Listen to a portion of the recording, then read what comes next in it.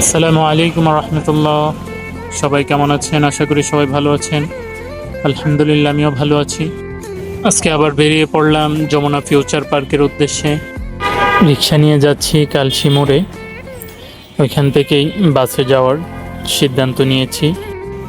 চলুন তাহলে বাসের উদ্দেশ্যে যাওয়া যাক। আপনাদের সাথে কথা বলতে বলতে উঠে পড়লাম বাসে। বাসের মধ্যে উঠে দেখি নেই কোনো সিট খালি, তাই দাঁড়িয়ে দাঁড়িয়ে চলে যাচ্ছি গন্তব্যে।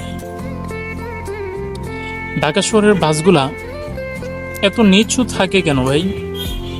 একটু বলবেন তো আমাকে সবাই দয়া করে। দাঁড়ালে মাথা লেগে যায়, লম্বা মানুষদের জন্য বেশ অসুবিধা।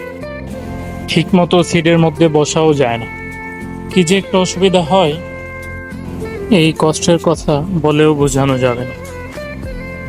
কি যে একটা ঝামেলায় আছি। যাই হোক, সবই আল্লাহর ইচ্ছা। কথা বলতে বলতে চলে আসলাম যমুনা ফিউচার পার্কের সামনে। এই হলো সেই যমুনা ফিউচার পার্ক। আমার যে দোকানটা দেখার কথা সেটি হলো যমুনা ফিউচার পার্কের বাইরে। এই জন্য চলে গেলাম লিফটে। ওভারব্রিজ পার হয়েই চলে যাব দোকানের উদ্দেশ্যে। ওভারব্রিজ থেকে নেমে সোজা চলে যাব দোকানের দিকে। সামনের যে গেটটা, এই গেট দিয়েই সোজা দোকান। এখানে আসলে দোকান কেমন চলবে আমার ওরকম আইডিয়া নেই, তবে এখানে মানুষজনের অনেক চলাচল থাকে সবসময়, যার জন্য এখানে দোকান নেওয়ার চিন্তা ভাবনা করেছি। জানি না আসলে কেমন হবে, আল্লাহ তাআলাই ভালো জানেন। আগেও একটা দোকান নিয়েছিলাম মিরপুরে, ওই দোকানটা আছে আলহামদুলিল্লাহ ভালো। এখন আবার আরেকটা নেওয়ার চিন্তা করেছি, দেখি কেমন হয়।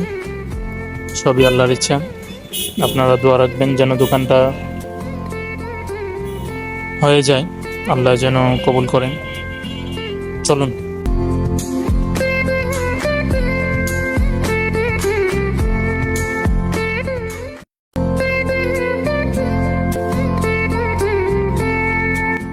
এই হলো সেই দোকান। দোকানটা অবশ্য রাস্তার পাশেই। দেখি ভাইয়াকে ফোন করে ভাইয়া আসুক, তারপর কথা বলে দেখি কি অবস্থা। আসসালামু আলাইকুম রহমতুল্লাহ। আসছিলাম দোকান ভাড়া নিতে, ভাইয়ের সাথে কথা হয়েছিল কয়েকবার, কিন্তু এসে দেখি আসলে দোকানটা ভাড়া হয়ে গেছে। ভাইও জানে না, আমিও জানি না। হ্যাঁ, কারণ অনেক দূর থেকে আসছি কষ্ট করে। যাই হোক, দোকানটি পাইনি, মন খারাপ করার কিছু নেই, সবই আল্লাহর ইচ্ছা। হয়তো আল্লাহ তাআলা ভালো কিছু রেখেছেন। আপনারা আমার জন্য দোয়া করবেন যেন ভালো একটি দোকান পেয়ে যায়।